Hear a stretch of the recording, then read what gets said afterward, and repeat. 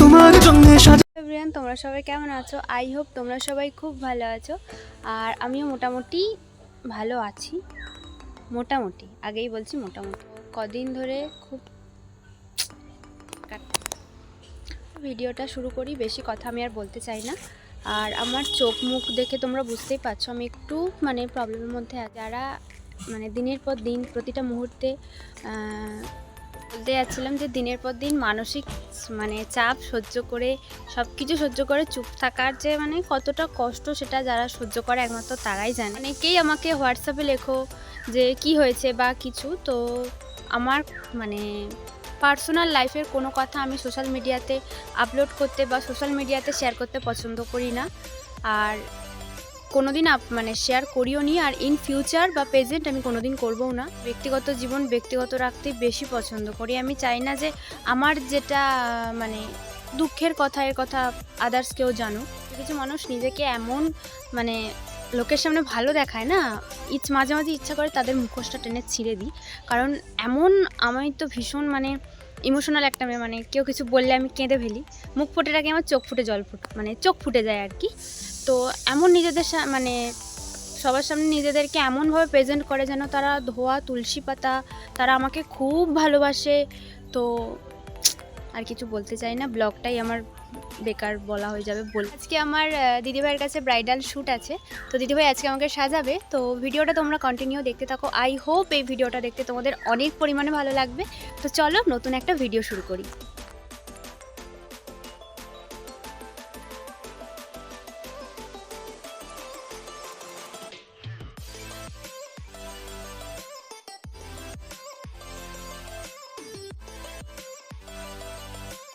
তো সচরাচর আমি রবিবার শ্যুট করি না, আজকে রবিবার যেহেতু দিদিভাই শ্যুটটা করবে বললো, তো বাপি যেহেতু ঘরে ছিল, বাপির সাইকেলেই কিন্তু মানির বাড়িতে চলে এসেছিলাম।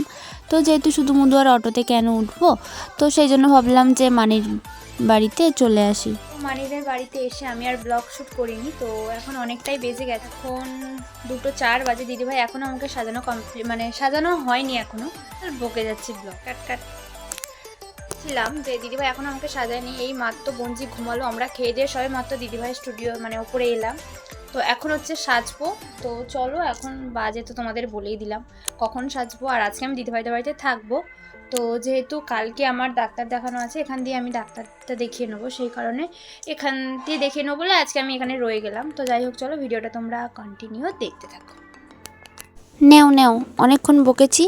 তো এরপর আমি দিদিভাইয়ের কাছে সাজতে বসে পড়েছি। ফাইনালি আমাকে দেখো দিদিভাই নাইটি পরিয়ে দিয়েছে, আর এই যে এখন আমি সাজবো। তো চলো লুকটা কেমন হয় আমি কিছুই এখনও পর্যন্ত জানি না, আগে সেজে নিই, দেন তারপর তোমাদের সাথে শেয়ার। আচ্ছা, কোথা থেকে শিখলে এত নিষ্ঠুর বিশ্বাসঘাতকতা? কে শেখালো মায়ায় জড়িয়ে মিথ্যে ভালোবাসা দিয়ে অন্যের হৃদয় ছিন্ন ভিন্ন করতে? একটা মেয়ের বুক ফাটা আর্তনাদকে ভূক্ষেপ না করে অন্য একটা মেয়ের সঙ্গে সারা রাত গল্প করার শক্তি কে দিল তোমায়?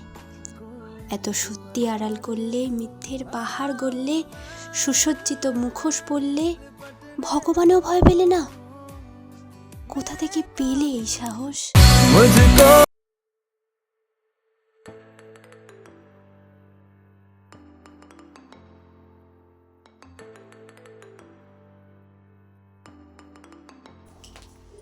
এখনো শুধু কলকা বাকি আছে, আর কলকা হলেই কমপ্লিট হয়ে যাবে আমার সাজ। আজকের লুক স্টিক পরা হয়ে গেছে। এত বড় টিপ আমি প্রথম পরলাম। লিপস্টিকটা খুব সুন্দর কালার, তুই কিন্তু অসাধারণ সাজাস, ভীষণ ভালো হাতের কাজ। Thank you. ওয়েলকাম, ভীষণ ভালো হাতের কাজ।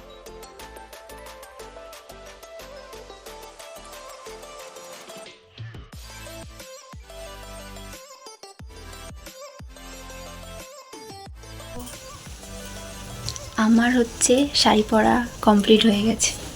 এখন চুলও হয়ে গেছে, শুধু ফুল টুল মাথায় কিছু দেওয়ার বাকি। সেই ফুল টুলগুলো হচ্ছে দেয়া হবে। আর আমি এখন করবো রিলস। একের আওয়াজে কপিরাইট চলে আসবে।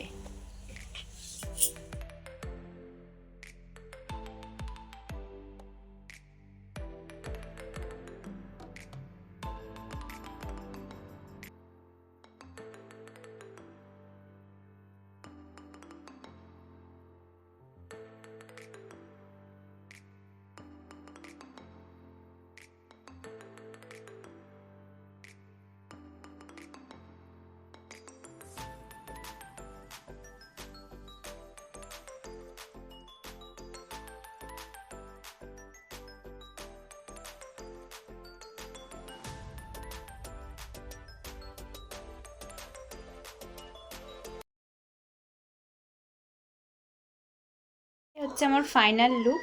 তো চলো ভিডিওটা কন্টিনিউ দেখতে থাকো। সময় অনেকটা এগিয়ে আসার পরেও আমাদের আবার ফিরে আসতে হয়।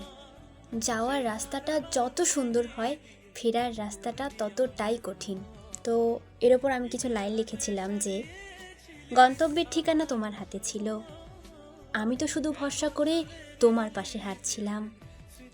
বহুদূর আসার পর দেখলাম রাস্তায় আমি একাই দাঁড়িয়ে আছি।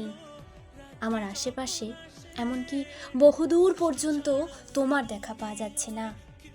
সামনে এগিয়ে যাওয়ার রাস্তা আমার জানা নেই। ছেড়ে যাওয়ার আগে এটা অন্তত একবার ভাবতে পারতে, এই পরিস্থিতিতে আমি কি করে নিজেকে সামলাবো, কি করেই বা ঘরে ফিরে আসবো। তোমাকে প্রতারক বলবো না নিজেকে বোকা, তা সত্যিই আমার জানা নেই। পায়ের বলও এখন অবসন্ন, সত্যি বড্ড ক্লান্ত এখন আমি। আর আমার চারপাশে শুধুই শূন্যতা। ও সাজা হয়ে গেছে আর ড্রেস ট্রেসও ছাড়া হয়ে গেছে। এই লুকেই যাচ্ছি হচ্ছে প্রোগ্রাম আছে।